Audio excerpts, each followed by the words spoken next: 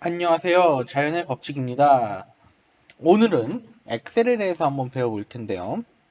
엑셀 기본 함수식에 대해서 제가 한번 읊어주고 직접 엑셀을 통해서 어떻게 적용을 하는지 보여드릴 거고요. 그리고 엑셀의 주요 바로가기 키까지 한번 확인을 해보도록 하겠습니다.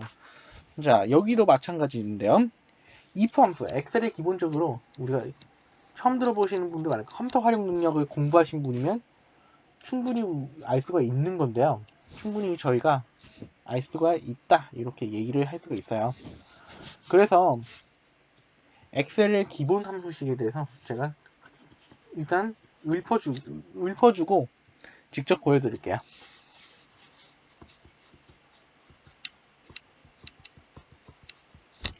자, if 함수라는 것은 if 함수가 뭐예요? if 함수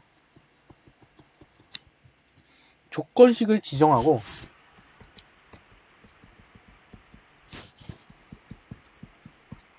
그리고 참인지 거짓인지를 판단할 때 사용하는 거예요. 참인지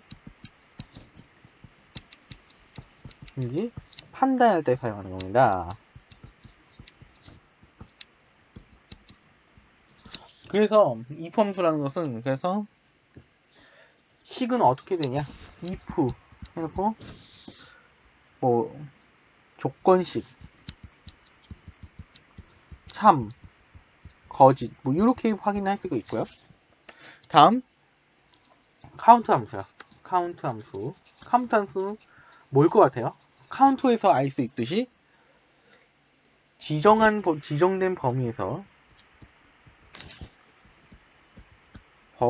지정된 범위에서 숫자 셀의 개수를 구할 때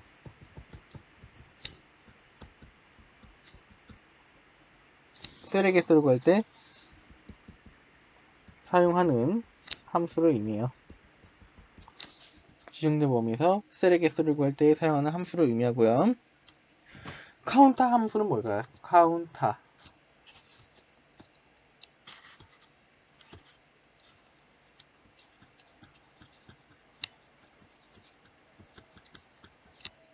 함수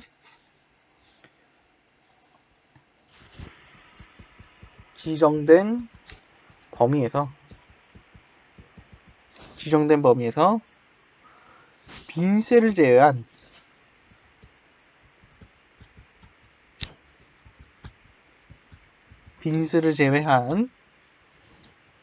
셀의 개수를 구할 때 사용하는 함수입니다.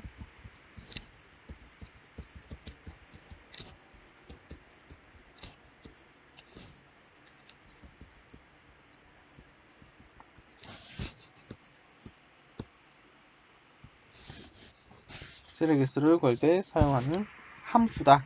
이것을 의미하고 있어요. 그래서 카운트 함수는 그냥 숫자 셀의 개수를 전체 숫자 셀의 개수를 구할 때는 카운트 함수를 이용하죠. 전체 셀의 개수를 구할 때는 카운트 함수를 이용하는 거고, 빈 셀을 제외한 셀의 개수를 구할 때는 카운터 함수를 이용합니다. 빈 셀의 개수를 제외한 셀의 숫자를 구할 때는 카운터 함수를 사용합니다. 카운트 블랭크 이런 것도 있어요. 카운트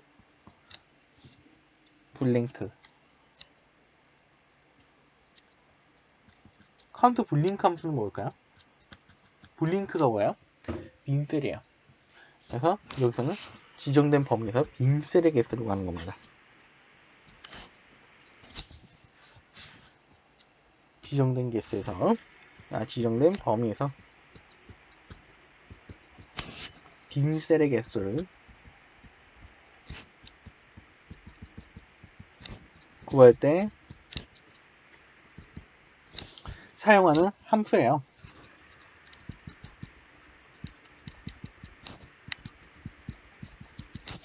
그래서 카운트 블링크 함수는 지정된 범위에서 빈셀의 개수를 구할 때 사용하는 함수고요.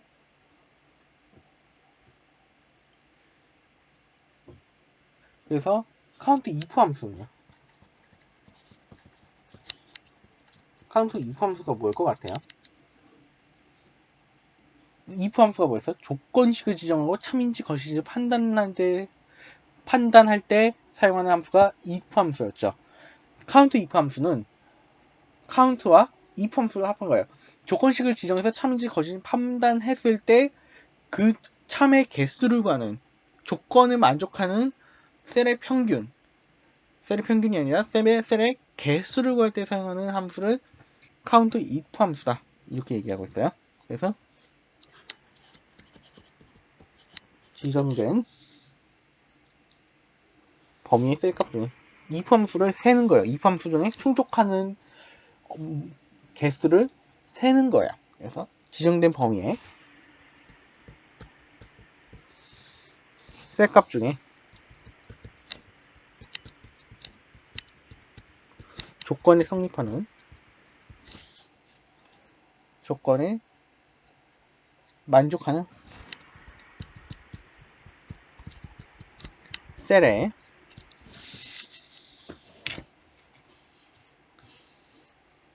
개수를 구할 때 사용하는 거라고요.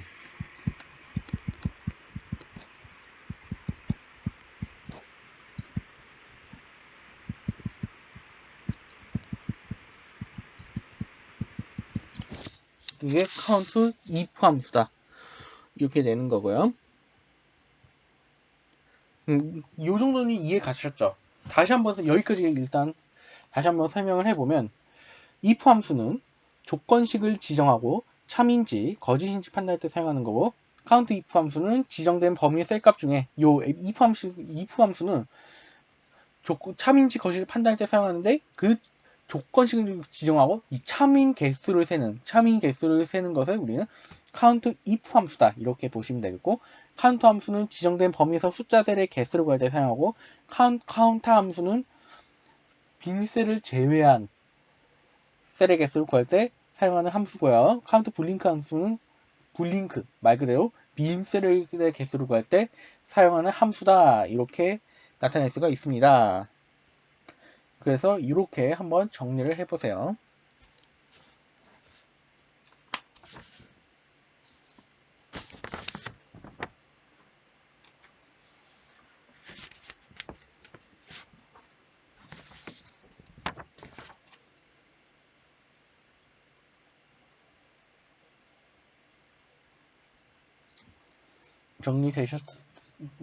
이게 정리를 해보면 저희가 쉽게 할 수 있어요. 그래서 다음 넘어가면,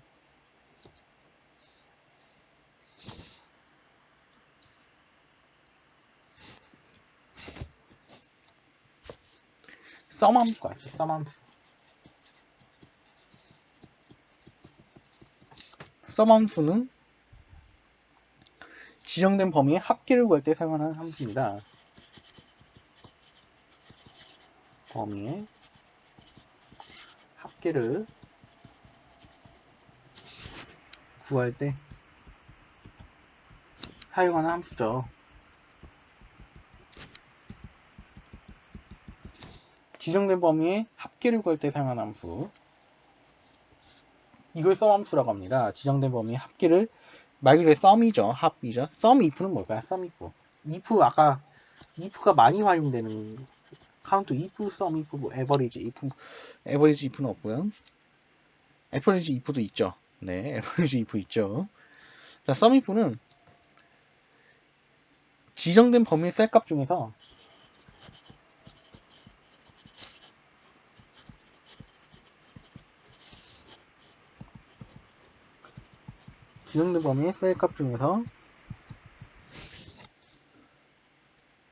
조건을 만족하는, 말 그대로 if가 아까 조건식이었잖아요. 조건에 만족하는 셀의 합을 구하는 거예요. 조건에 만족하는 셀의 합을 구할 때 사용하는 함수.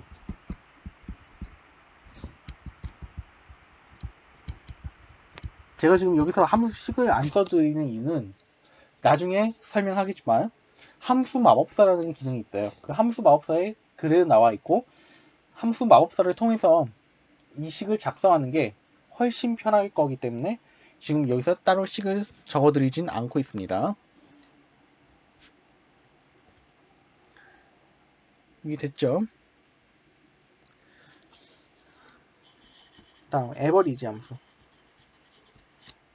에버리지 함수는 뭐예요? 에버리지 말 그대로 평균을 구할 때 사용하는 함수죠. 지정된 범위에서 빈셀을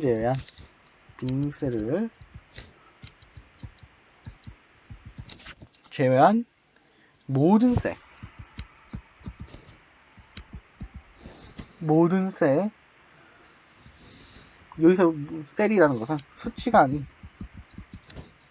뭐 알파벳이라던가 뭐 한글이라던가 문자 이런 문자 기호 등은 제외하는 거예요.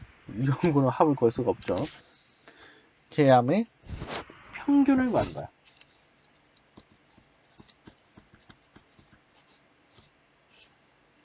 평균을 구할 때 사용하는 함수입니다. 어떤 의미인지 다 알겠죠? 영어의 알파벳만 알면 무슨 함수인지 다 알아요. 에버리지 if 함수. 에버리지 if 함수. 뭐겠어요? 짐작이 가시죠? 조건식에 맞는 셀의 평균을 구하는 거야. 지정된 범위의 셀값 중에서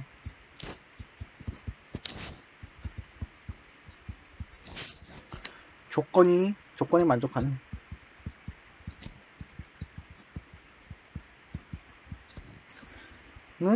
셀의 평균을 구할 때 사용하는 함수죠.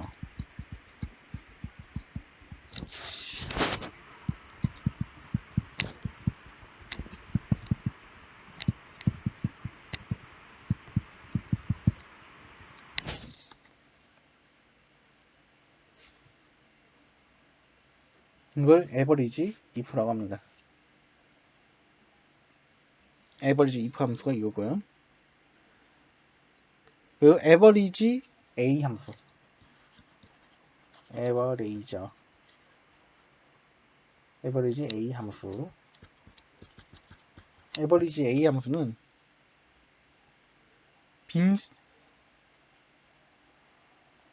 똑같아요. 에버리지 함수는 똑같은데 차이점이 있어요. 지정된 범위의 빈셀을 제외한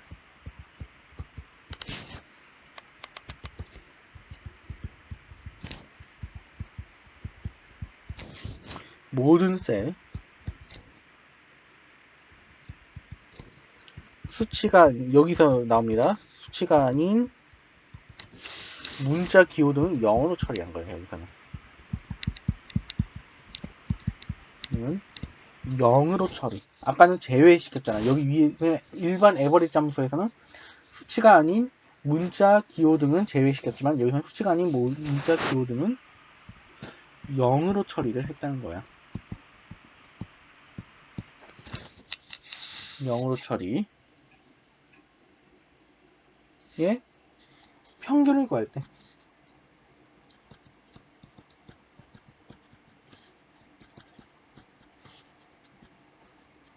구할 때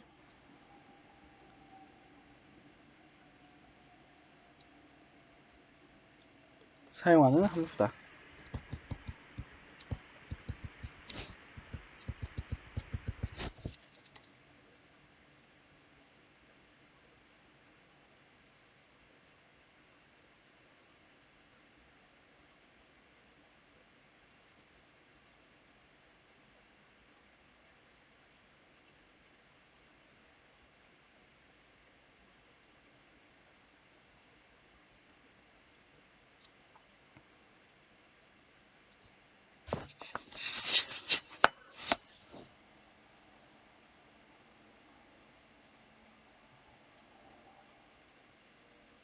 이게 에버리지 A 함수다. 이렇게 이 얘기를 할 수 있겠어요.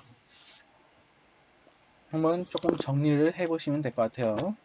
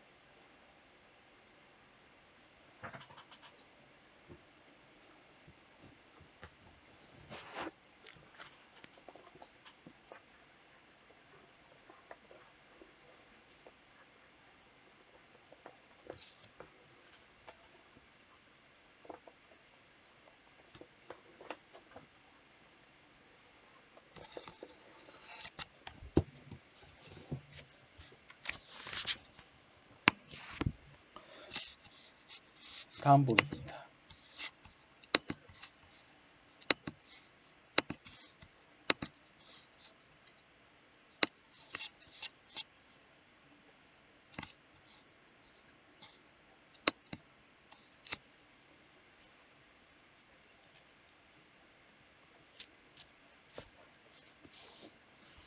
이제 다음 라운드 함수. 라운드 함수가 뭔지 한번 예측해 볼 수 있을까요? 라운드 함수.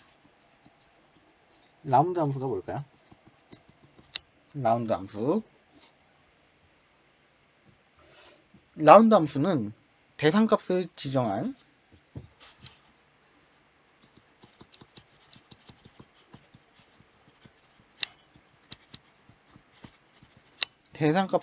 소수 이하의 자릿수를 반올림할 때 쓰는 함수를 라운드 함수라고 해요. 대상값을 지정한 소수 이하의 자릿수로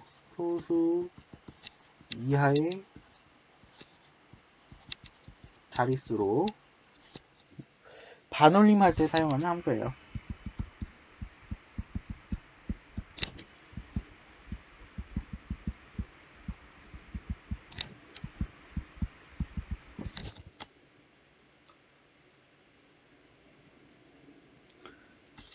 자, 그래서 라운드 함수라는 것은 대상값을 지정한 소수 이하의 자릿수로 반올림할 때 사용하는 함수더라. 이것을 지금 의미하고 있어요.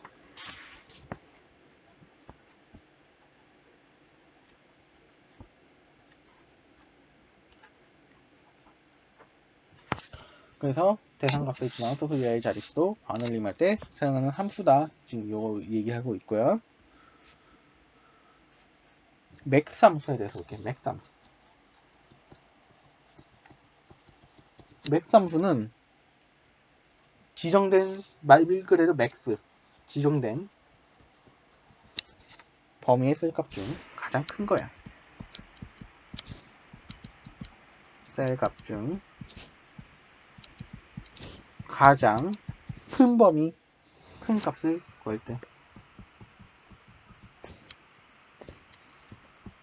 구할 때 사용하는 함수입니다. 맥스 함수는 지정된 범위의 셀값 중 가장 큰 값을 구할 때 사용하는 함수고, 민 함수는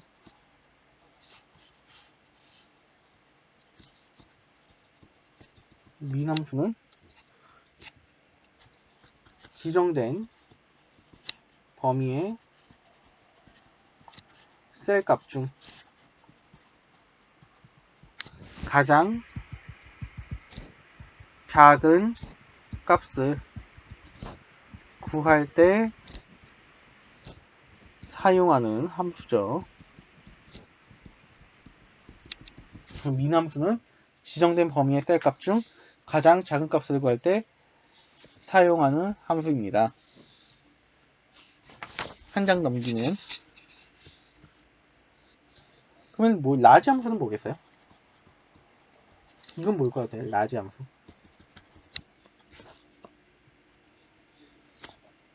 맥스 함수와 민 함수는 라지 함수는 뭐예요? 궁금하시죠? 라지 함수가 뭔지. 라지 함수라는 것은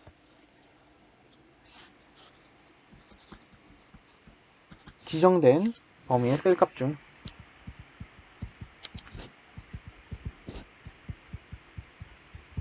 k번째로 큰 값을 구하고자 할 때 사용하는 함수예요. 뭐 첫 번째, 두 번째, 세 번째, 네 번째 할 때 k번째로 큰 값을 구하고자 할 때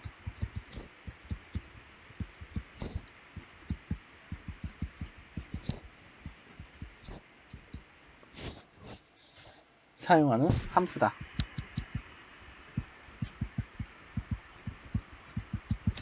이게 라지 함수고요. 스몰 함수는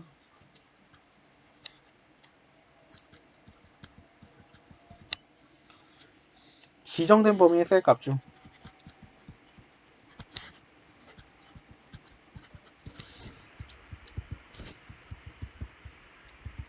k번째로 작은 겁니다. 뭐 첫 번째로 작은 거, 두 번째로 작은 거, 첫 번째 작은 거는 뭐 맥스, 민 함수로 처리할 수 있고, 지금 k번째, 뭐 다섯 번째로 작은 수 이런 거 찾을 때 k번째로 장값을 구하고자 할 때 사용하는 함수죠. 그래서 지정된 범위의 셀값 중 k번째로 장값을 구하고자 할 때 사용하는 함수다, 이렇게 얘기할 수 있어요. 그리고 리플레이스 함수,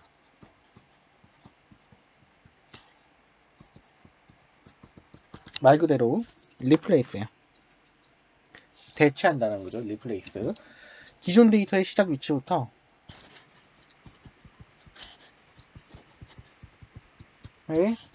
시작 위치로부터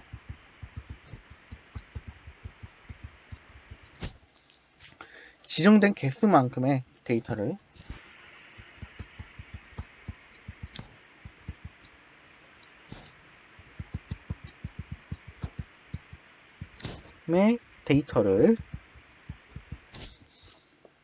새로운 내용으로 변경할 때 사용하는 함수예요.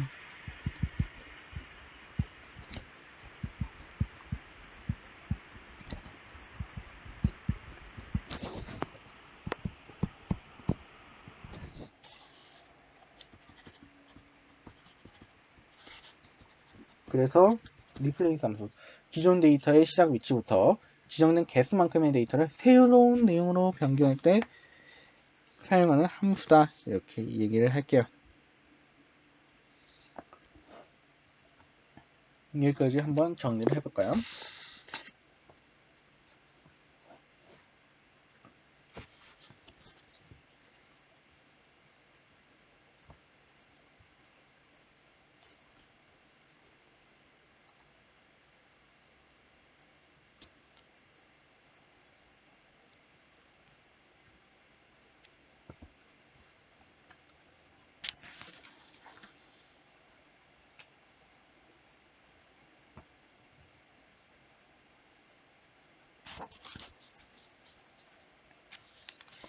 한번 정리할 시간을 드릴게요.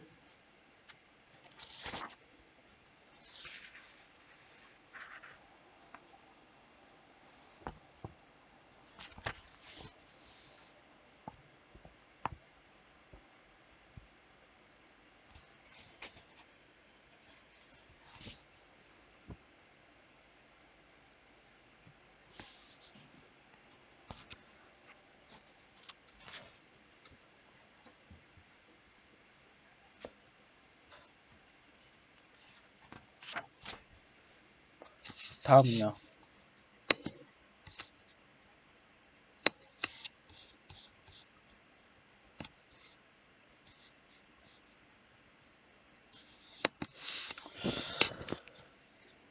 vlookup 함수, hlookup 함수 두 개가 있어요. vlookup 함수는 열 방향, v가 열, h가 행이에요. v는 열 방향의 표나 범위에서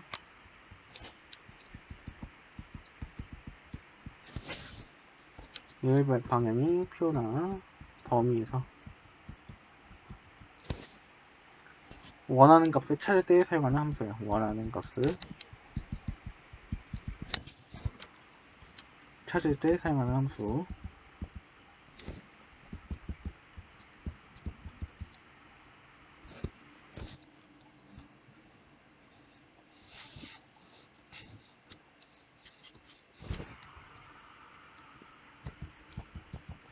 vlookup 함수고요. hlookup 함수는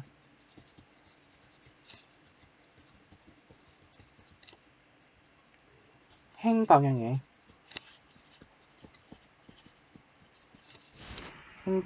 표나 범위에서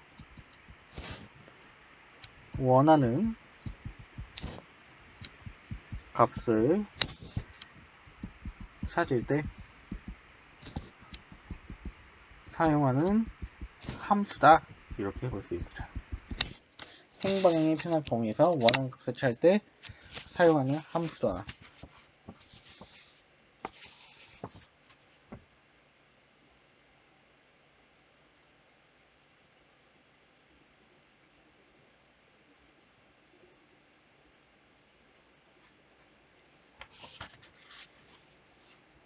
이해가 가셨을까요? 한번 정리를 해볼게요.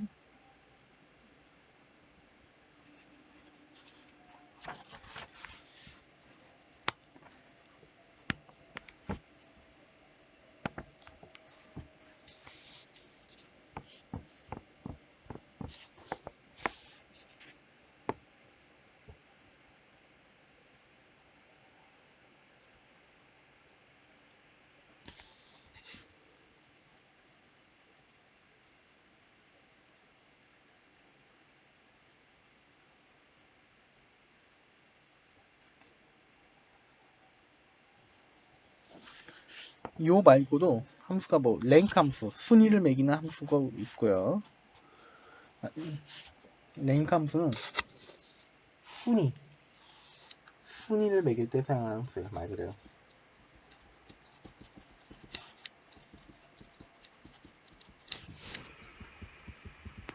때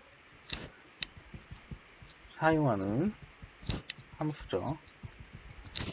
그래서 저희가 요렇게 함수가 무슨 함수가 있는지 정리를 해볼 수 있었어요. 그러면 지금 여기서 한번 설명해 드릴게요. 함수 마법사를 들어가 볼게요. 함수의 마법사를 들어가면 여기 함수 마법사거든요. 그러면 여기서 보이시죠? 뭐 이게 카운트 함수다 하면 범위에서 숫자가 표시된 셀의 범위를 구합니다. 여기서 이렇게 해놓고 제가 요 자리에 여기다가 한번 여기서 평균을 한번 구해볼게요. 그러면 여기에 평균 어떻게 구합니까? 사실 작성하죠. 이렇게도 뭐 에버리지 하면 뭐 에버리지 하고 요렇게 셀 표시하면 셀 표시를 하고 F4를 누르면 이렇게 셀을 고정시킬 수 있어요. 고정 셀이라고 합니다. 셀 범위를 이렇게 해주고 F4를 누르면 셀 고정을 할 수 있죠. 이렇게 하면 평균 값이 이렇게 나오죠. 사실 이렇게 구하는 게 함수 마법사를 이용하면 쉽게 구할 수 있다는 거죠. 여기 이렇게 나와요. 함수 인수에서 인수들의 평균을 구합니다. 인수는 숫자나 이름, 배열, 숫자가 들어있는 참조 등이 될 수 있습니다. 해서 넘버 2 이렇게 계속 나오는 것을 알 수가 있고요. 제가 아까 전에 제가 판서를 해줬잖아요. 화이트보드에 if 함수부터 hlookup 함수, 랭크 함수까지 제가 설명을 했던 것은 필기시험, 뭐 커말 필기시험 등을 볼 때는 그것을 좀 외웠어야 되겠죠. 좀 암기를 하고 무슨 함수인지를 알고 있어야 되겠지만 뭐 커말 실기 시험을 본다거나 아니면 뭐 실용 엑셀을 할 수 있죠. 회사에서 엑셀 작업을 많이 하죠. 사무 작업할 때 거의 쓰이는 게 엑셀이잖아요. 그 엑셀 작업을 할 때는 함수 마법사라는 게 훨씬 편하다는 겁니다. 하지만 뭐 필기시험 볼 때 필기시험을 볼 때 뭐 엑셀 파일을 틀어서 뭐 함수 마법사를 들어갈 수 없으니까 필기시험 할 때는 아까 판서했던 내용, 그 판서했던 내용을 외워서 갈 수밖에 없겠지만 실상 그거를 몰라도 요 함수 마법사에 만약에 카운트 함수를 찾고 싶어요. 카운트 하면 잠시만요. 카운트 하면 카운트가 무슨 함수인지 친절하게 나와 있어요. 카운트 블링크 함수가 뭔지 친절하게 나와 있죠. 여기서 만약에 조건식을 한번 해볼게요.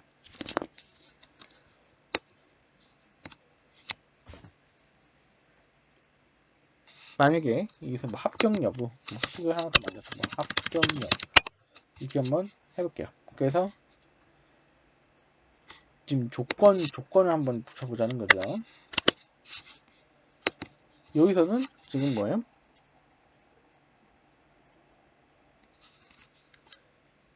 if 함수를 한번 이용해 보자는 거예요. 만약에 로지컬 테스트 하면 뭘 입력하면 돼요?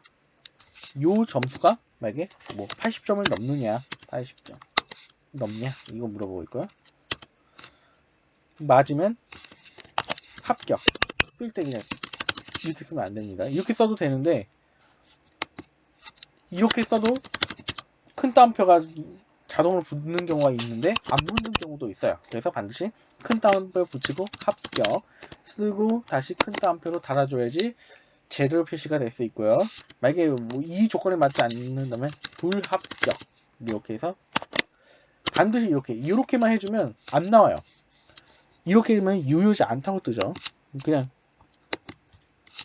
해놓고 불합격 이렇게 해놓고 여기는 지금 자동 뜨지만 안 뜨는 경우는 그냥 유효하지 않는다고 해서 5, 6 값을 산출하게 됩니다. 그래서 여기서 지금 이렇게 함수 마법사를 이용해서 이렇게 하면 합격 이렇게 할 수 있고 쭉 내리면 각각의 여부를 나올 수 있죠. 여기서는 불합격, 합격, 불합격, 합격 80점 미만은 다 불합격 처리가 됐고요. 80점 이상 다 합격 처리가 됐어요. 이렇게 합격 여부를 이런 식으로 if 함수를 이용해서 나타낼 수 있다. 이것을 지금 나오고 있죠. 간단했었죠. 어때요? 함수 마법사를 이용하니까 굳이 앞에 판서 내용을 안 외워도 그리고 그 식 내용을 제가 굳이 안 써드렸는데 아까 판서할 때 뭐 if 함수부터 뭐 설명을 했었잖아요. 화이트보드에 그때 식을 안 써드린 이유가 그 식을 굳이 외울 필요가 없어요. 그 식의 구조를 뭐 필기시험에서는 외워야 되겠죠. 필기시험에서는 구조를 외워야 되겠지만 실기에서는 뭐 실무를 한다거나 아니면 뭐 커마 1급 실기시험을 볼 때 실기시험을 볼 때는 단순히 fx 함수 인수 이게 함수 마법사입니다. fx가 써져 있는 함수 삽입이라고 나와 있는데 누르면 네 fx 함수 마법사 나와요. 요게 합격 여부를 알 수 있고 평균값 제가 구했고요. 그리고 또 어떤 걸 한번 해볼까요?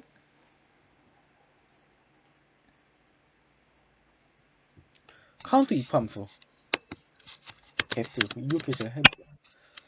그리고 카운트 if 함수를 한번 이용해 볼게요. 카운트 if 함수 마법사에 그냥 단순히 카운트 if 누르면 카운트 if 함수가 검색이 되면서 카운트 if 함수가 어떤 함수인지 여기 밑에 지금 나와 있죠. 지정된 범위 내에서 조건에 맞는 셀의 개수를 구합니다. 이렇게 나오는 거 보이시나요? 지정된 범위 내에서 조건에 맞는 셀의 개수를 구합니다. 아까 제가 화이트보드에 판서한 내용 그대로네요. 제가 화이트보드에 판서한 내용 그대로죠. 이거 눌러주시면 이게 함수 인수가 바로 나옵니다. 그래서 지정된 범위 내에서 조건에 맞는 셀의 개수를 구합니다. 이런 식으로 지금 나오고 있어요. 이런 식으로 지금 나오고 있고요. 뭐 여기 이렇게 라지는 이 라지가 뭔지, 크리티컬이 뭔지 지금 여기 요거에 대한 설명들도 지금 함수 마법사를 통해서 다 나오고 있어요. 그래서 컴한 실기 시험을 본다거나 실무에서 함수를 하고 싶을 때 이 함수 마법사 여기 있는 함수 마법사를 통해서 이렇게 설명이 다 나온다는 겁니다. 그럼 이 설명대로 해주시면 돼요. 그래서 범위 셀 범위입니다. 셀 범위 이렇게 해요. 이걸 고정시킨 거는 F4를 누르면 고정이 된다고 했었죠. 고정이 되고요. 다음 저희가 카운트 if 함수 크리티컬 조건이 뭐예요? 합격일 때만 표시하도록 하여라. 이거 얘기하는 거예요. 합격. 근데 이렇게만 하면 안 되죠. 이거 이 꼬리가 합격이다. 이럴 때 지금 표시를 해서 왜 이러죠? 아 미안합니다. 제가 순간 헷갈렸네. 이렇게만 하면 되죠. 순간 이거 하나하나당 다 보려고 순간 좀 헷갈렸는데 이렇게 개수를 카운트 if 그냥 전체 개수죠. 여기 중에서 합격이 몇 개 있냐 이거 물어보고 있는 거기 때문에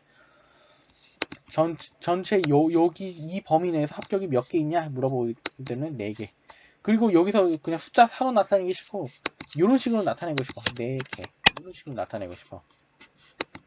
참고로 숫자는 오른쪽 끝에 표시되어 있고 그냥 문자는 왼쪽 끝에 표시되어 있습니다. 숫자 값이고요. 여기 아무리 숫자 4를 썼어. 숫자는 근데 이거는 문자 취급을 하고 있는 거죠. 개가 붙었기 때문에 문자 취급을 하고 있기 때문에 좌측에 붙은 거고요.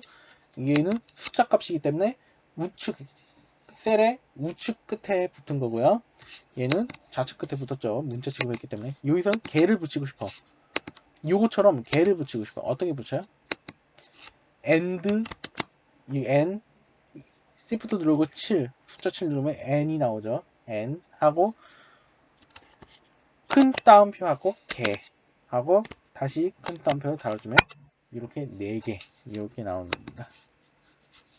이런 식으로 붙여줄 수 있어요. 근데 만약에 이렇게 하면 이렇게 뜨죠.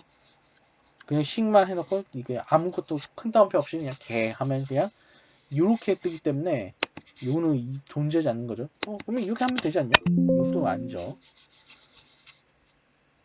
이런 식으로 하면 안 됩니다. 무조건 and 하고 큰 따옴표 처리해서 이렇게 나타낼 수 있다. 지금 여기까지 했습니다. 그러면 지금 여기 이 함수를 굳이 함수의 구성을 외우지 않고도 이 함수에 뭐 첫 번째는 뭐가 들어가야 되고 두 번째는 뭐가 들어가야 되고 뭐 개를 어떻게 붙이고 이걸 외우지 않아도 이거는 좀 알아두셔야겠는데 어쨌든 이 함수의 구성 첫 번째 단락에는 뭐가 들어가고 두 번째 단락에 뭐가 들어가고 이런 거 외우지 않아도 함수 마법사를 통해서 쉽게 알 수 있다는 거예요. 함수 마법사를 통해서 쉽게 알 수가 있단다. 이것을 지금 보여주고 있는 거죠. 어때요?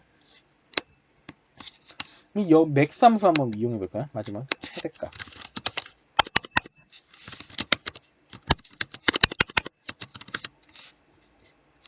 이거는 지워볼게요. 평균.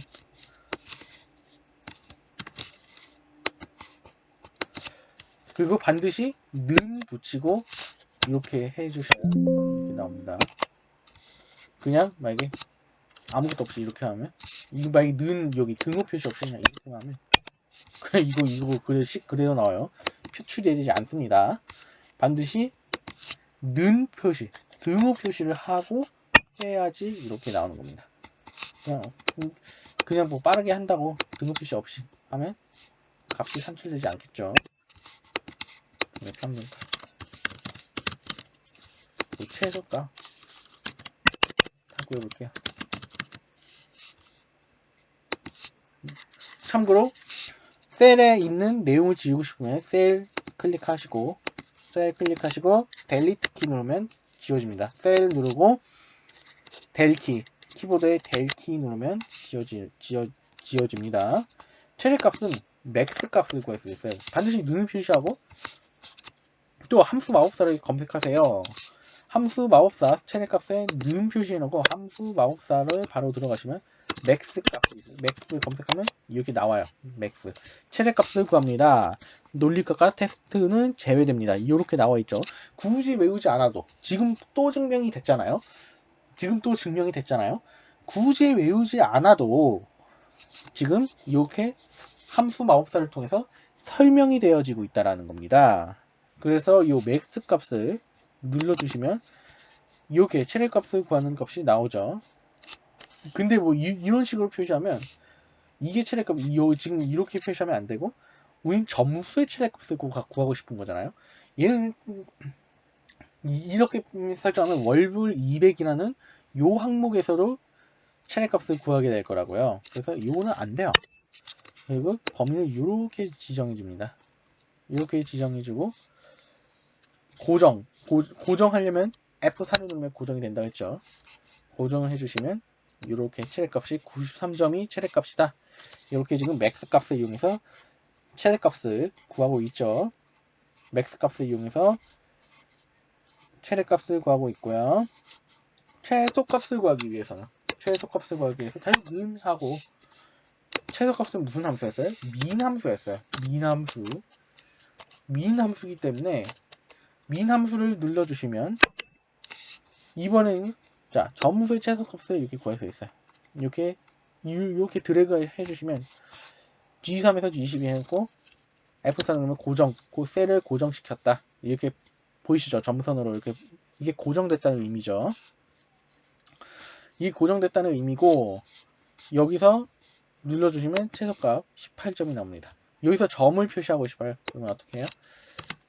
는 하고 큰 따옴표하고 점으로 하고 마감 처리 해주시면 18점. 여기서 그냥 뭐 and 마이 점 이렇게 하면 오류값 뜨죠. 왜 오류값이 떠일까요? 그냥 텍스트로만 인식했다는 거예요. 이 점을 텍스트로만 인식했다는 거예요. 점을. 그래서 반드시 뭘 해줘야 된다.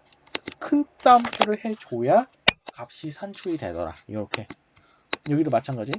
큰 따옴표 산출하면 네임 오류가 떴잖아요. 왜?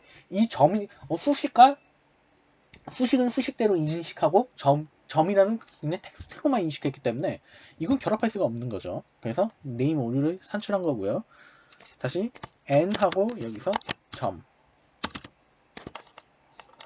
이렇게 하면 64.4점 이렇게 and 이게 연결자거든요. 이렇게 연결자를 통해서 이렇게 확인을 합격 여부, 개수, 최대값, 평균값, 최소값 모두 이렇게 구해봤습니다. 그래서 이렇게 구해봤어요. 이렇게 해서 엑셀 함수에 대해서 제가 보여드렸고요. 함수 마법사를 이용해서 하면 진짜 누누이 말하지만 함수 마법사를 이용해서 함수식을 작성하면 되게 쉽게 풀릴 수 있죠. 그리고 마지막으로 오피스, 엑셀의 주요 바로가기 키에 대해서 한번 알아보도록 할게요. 아까 그 단축키, 엑셀에서도 단축키가 있는데요. 이 엑셀 단축키에 대해서 제가 한번 보여드리도록 하겠습니다. 아까 저번 영상에서 윈도우 단축키를 제가 눌러봤었죠. 그것처럼 엑셀의 주요 바로가기 키에 대해서 한번 눌러보도록 하겠습니다. Alt 조합키예요. Alt랑 엔터를 누르면 어떻게 될까요? Alt와 엔터를 누르면 텍스트 줄을 바꿀 수가 있어요. Alt가 또 안 돼. 이렇게 자 보셨나요? Alt랑 엔터를 누르면 아까 1번에서 2번 내려갔었죠. Alt 엔터 동시에 누르면 Alt 엔터 누르면 자 내려가고 있는 모습 보이죠? Alt 엔터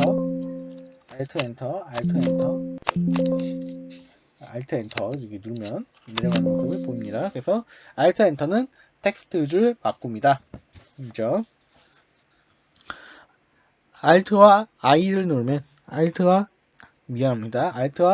밑으로 가는 화살표를 누르면 목록을 나타내서 드롭다운 목록을 나타낼 수 있어요. 지금 보이시죠? 10번, 1번, 2번, 3번, 5번, 6번, 7번, 8번, 9번 이렇게. 그래서 8번으로 하면 뭐 이렇게 8번으로 바뀌는 모습을 볼 수 있겠고 다시 Alt와 이렇게 누르면 Alt와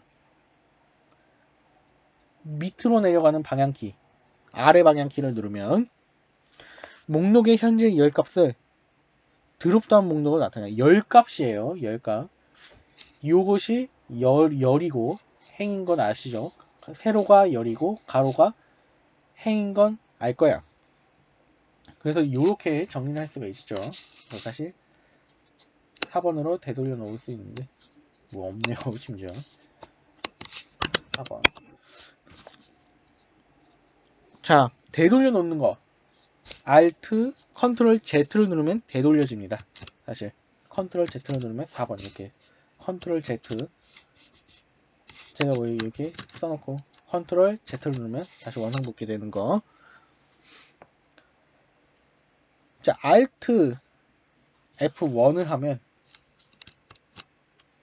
차트를 삽입할 수 있어요. Alt F1 이렇게 차트를 삽입할 수가 있습니다. 이렇게 차트 디자인 이렇게 해가지고 차트를 이렇게 삽입할 수가 있죠. 그래서 차트를 우리가 뭐 해가지고 원래 사실 차트 요거에 대해서 차트를 우리가 그려가지고 여기다 나타낼 수가 있는데 지금은 여기까지는 하지 않겠습니다. 차트를 할 수 있고요. 델리트 키 누르면 아까 삭제된다고 했었죠. 지금은 그냥 바로가기 단축키에 대해서 하고 있기 때문에 차트를 그리는 거에 대해서는 다음 영상에서 보여드리도록 하겠습니다. Alt F2를 누르면 어떻게 될까요? Alt F2를 누르면 다른 이름으로 이렇게 저장이 될 수 있겠죠. 그러면 자연의 법칙 이렇게 해가지고 자연의 법칙 해가지고 이거 이렇게 저장이 될 수 있죠. 여기 위에 자연의 법칙 이렇게 써져 있는 거 보이시죠? 다른 이름으로 저장하는 거고요. Alt F4는 종료.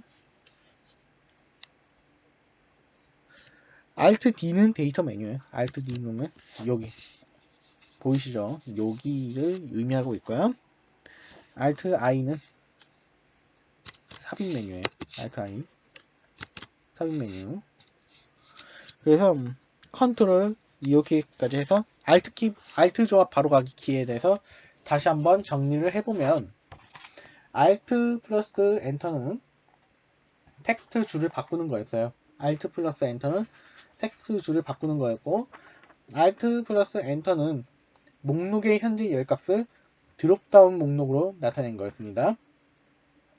Alt 플러스 밑으로 가는 화살표를 누르면 목록의 현재 열값을 드롭다운 목록으로 나타내는 거였고요. Alt 플러스 F1은 차트를 삽입하는 거예요. Alt 플러스 F1은 차트를 삽입하고요. Alt 플러스 F2는 다른 이름으로 저장하는 거예요. 그리고 Alt 플러스 F4는 종료하는 거고요. Alt 플러스 D는 데이터 메뉴를 의미하고요. Alt 플러스 I는 삽입 메뉴를 의미합니다. 다음 컨트롤 플러스 엔터 하면 동일한 데이터, 지정된 범위 내의 셀에 동일한 데이터를 입력하는 거죠. 그래서 할 수 있고요. 컨트롤 홈을 누르면 셀 포인터를 A1으로 이동할 수 있어요. 셀 포인터를 홈 버튼을 누르면 컨트롤 플러스 홈 버튼을 누르면 셀 포인터를 A1. A1이 뭔지 모르시죠? A1은 요겁니다. 이걸 A1이라고 해요.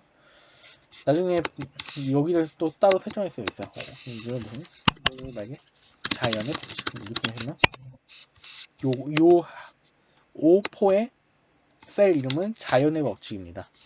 여기는 O1, O2, O3, O5 이렇게 하는데 여기는 자연의 법칙 이렇게 쓰는 거 보이시죠?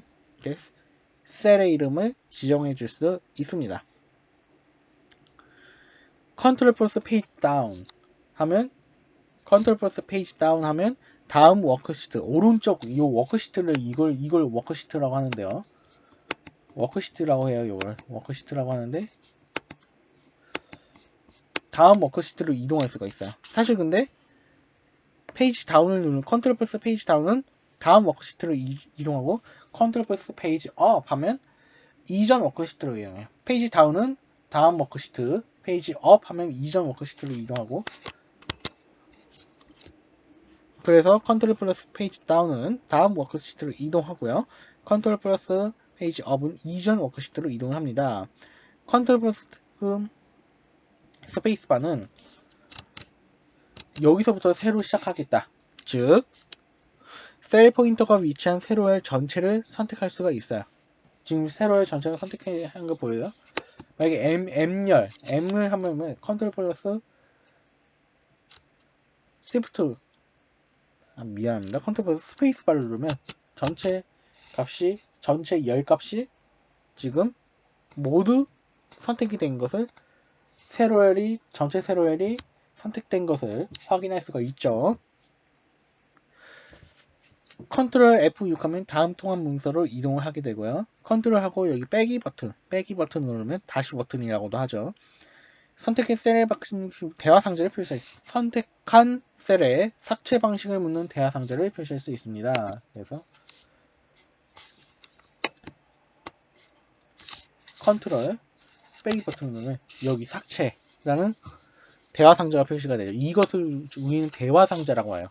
요 지금 창이 뜬 거, 삭제 창 뜬 거, 요거를 우리는 대화 상자라고 합니다. 전문적인 용어로 대화 상자라고 하는데 컨트롤하고 빼기 버튼 누르면 대화 상자가 어떻게 삭제할 것인지 선택한 셀의 삭제 방식을 묻는 대화 상자를 표시하고 있고요. 컨트롤 D를 누르면 컨트롤 D를 누르면 위 셀을 복사해서 이렇게 표시할 수가 있어요.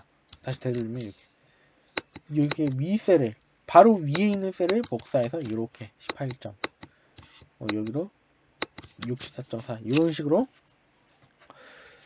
컨트롤 플러스 D를 누르면 바로 위에 있는 셀을 복사해서 아래쪽을 채울 수 있습니다. 그래서 컨트롤 D는 위 셀을 복사해서 아래쪽을 채울 수 있다 이렇게 하는 거고, 아까 컨트롤 Z는 작업 취소, 컨트롤 Z는 되돌리기, 컨트롤 Z 되돌리기. 그래서 옛날에 뭐 여고 출입반인가요? 옛날에 뭐 최나 나오고 제재 나오고 뭐 했던 뭐 프로그램이 있는데 그 뭐 추리하는 프로그램인데요. 거기서 여고 출입반에서 보면 맨 마지막에 이 컴퓨터를 이용해서 추리를 해서 문제를 해결해 나가는 과정이 있어요. 그때 비비인가요? 비비 연예인 이름인데 비비가 생각해냈던 게 컨트롤 Z를 한번 눌러보면 이전에 그 힌트, 그 암호 설정한 이전의 내용을 알 수 있지 않겠느냐라는 내용을 비비가 얘기를 했고, 실제로 컨트롤 Z를 눌렀더니 암호를 설정하는 그 과정마다 다 보여줬었어요. 그런 식으로 컨트롤 Z를 활용할 수가 있다. 이걸 한번 나중에 영어 출입반 한번 보시면 재밌어요. 보는데 재밌더라고요. 홍보하는 건 아니고요. 다음 넘어갈게요. Shift 조와 바로가기 키를 한번 볼게요. Shift를 누르고 엔터를 누르면 입력 완료 후 셀 포인터를 바로 위에 있는 셀로 이동하는 겁니다. Shift 엔터를 누르면 바로 위로, 엔터를 누르면 바로 위로. 일반 엔터를 누르면 아래로 가는 거예요. 반대로. 일반 엔터는 그냥 엔터 혼자만 누르면 아래로 가는 거고, Shift 엔터를 누르면 위로, Shift 엔터 동시에 누르면 위로 가는 거예요. 이게 동시에 누를 때 항상 이 오류가 발생하네. 이렇게 위로 움직이고 있죠. Shift 플러스 스페이스바 행을 선택하는 거예요. Shift 플러스 스페이스바는 전체 행을 설정. 컨트롤 플러스 스페이스바는 전체 열을 선택했었는데, 컨트롤 플러스 스페이스바는 전체 열을 선택했었는데, Shift 플러스 스페이스바면 전체 행을 표시하는 겁니다. 그리고 Shift 플러스 스페이스바를 눌렀을 때 전체 행이 표시되고, 이 상태에서 컨트롤 플러스 스페이스바를 누르면 전체가 다 표시되는 것을 알 수가 있죠. 어때요? 다시요. Shift 플러스 스페이스바를 누르면 전체 열이 선택돼요. 그리고 이 상태에서 컨트롤 플러스 스페이스바를 누르면 전체가 선택됩니다. 컨트롤 플러스 마찬가지. 이것부터 먼저 해도 컨트롤 플러스 스페이스바를 먼저 해도 전체 열이 선택돼요. 근데 이 상태에서 Shift 플러스 스페이스바를 누르면 마찬가지 전체가 선택이 되는 거죠.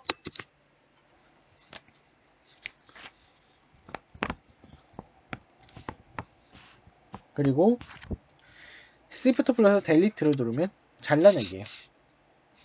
만약 이거 델리트하면 잘라내기를 해서 컨트롤 V하면 여기에 붙여지는 거. 다시 Shift 플러스 델리트를 동시에 눌러주면 잘라내기가 돼요. Shift 플러스 델리트 동시에 눌러주면 잘라내기가 돼요. 그래서 여기서 컨트롤 V하면 붙여넣기가 된다. 여기선 델리트만 작동해도 또 이게 점선 표시가 나와야지 잘라내기가 된 겁니다. 다음요. Shift 플러스 인서트 하면 붙여넣기. Shift 플러스 인서트 하면 붙여넣기예요. 그러면 이걸 이용해서만 한번 해볼게요. 이거 뭐 사랑해요. 했어요. Shift 플러스 델리트 동시에 누르면 이게 점선 표시가 한 거죠. 이게 뭐예요? 잘라내기라고 해요. Shift 플러스 델리트는 잘라내기. 컨트롤 X와 같은 기능을 하고 있다고요. 그래서 여기다가 한번 붙여볼게요. Shift Insert 동시에 눌러요. Shift Insert 누르면 붙여넣기가 되죠. 그래서 제가 여기서 다시 한번 설명을 해보면 Shift 키랑 델리트를 누르면 D예요. D. 델리트를 누르면 컨트롤 X, 컨트롤 플러스 X와 같은 기능을 하고 Shift 플러스 인서트, 이 키보드에 인서트 키보드에 있습니다. 키보드 보면 이 방향키가 이렇게 돼 있고, 이 방향키가 있으면 이렇게 이 모양 방향키가 있으면 요 위에 9개짜리죠. 프린트 스크린, 스크롤, 퍼스, 브레이크, 인서트, 홈, 페이지 업, 페이지 다운, 앤드 델리트, 이렇게 9개 칸이 있어요. 여기 얘기하는 겁니다. 그래서 아까 컨트롤 플러스 페이지 다운 하면 여기 페이지 업, 페이지 다운도 다 여기 있죠. 그래서 컨트롤 플러스 페이지 다운 하면 다음으로 이동하는 거고, 컨트롤 플러스 페이지 업 하면 아까 이전 페이지로 이동했다. 이것을 지금 알 수가 있죠. Shift 플러스 방향키를 누르면 이렇게 한 칸씩 이동하는 거 보이시죠? 왼쪽, 아래쪽, 위쪽, 오른쪽 이렇게 이동하는 것을 알 수가 있어요.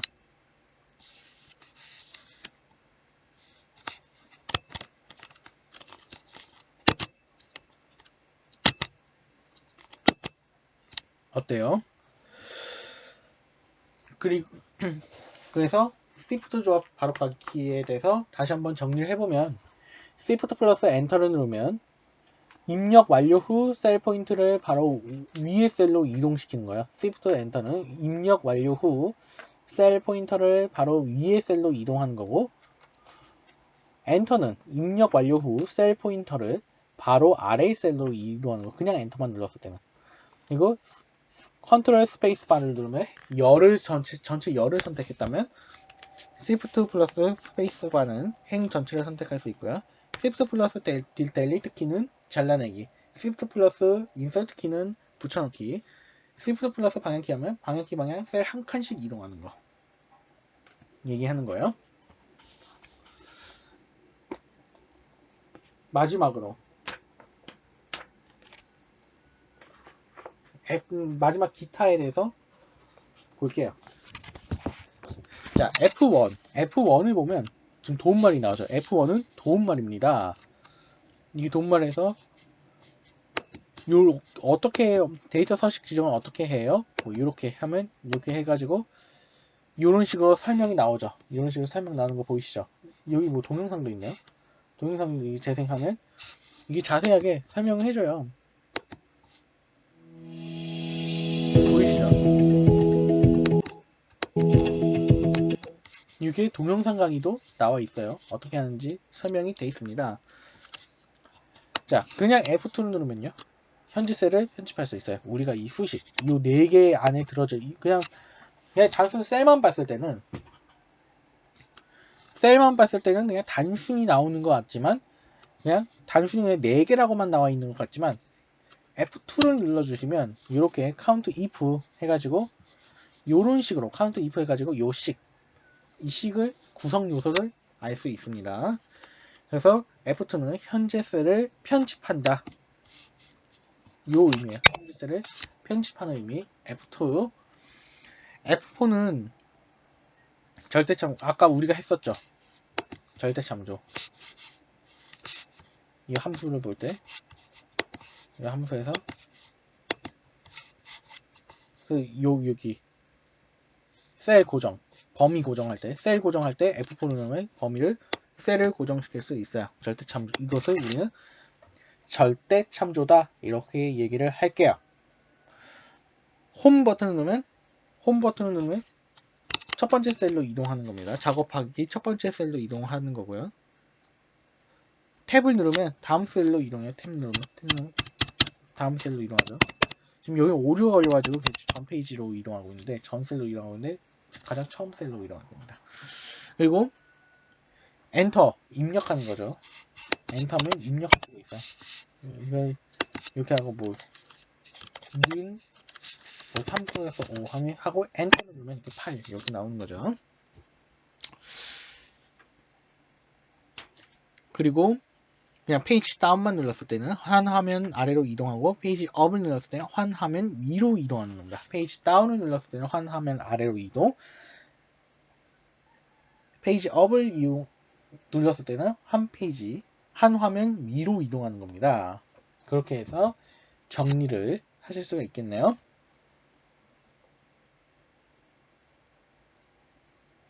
한 화면 위로 컨트롤 D랑 같이 이용하면 워크시트로 페이지 다운 했을 때 다음 워크시트로 컨트롤 페이지 다운 하면 다음 워크시트로 컨트롤 페이지 업을 하면 이전 워크시트로 이동했는데 여기서는 컨트롤 그냥 페이지 다운 페이지 업을 하면 한 화면 위로 한 화면 아래로 이렇게 내려가는 것을 확인할 수가 있습니다.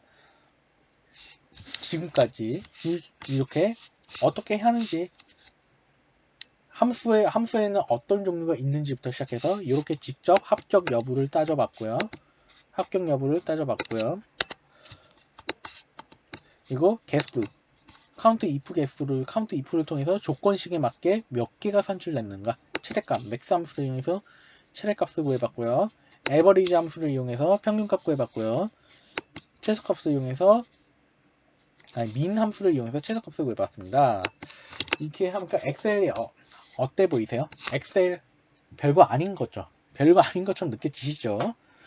이렇게 해서 오늘은 엑셀에 대해서 한번 알아봤습니다. 지금까지 자연의 법칙이었습니다.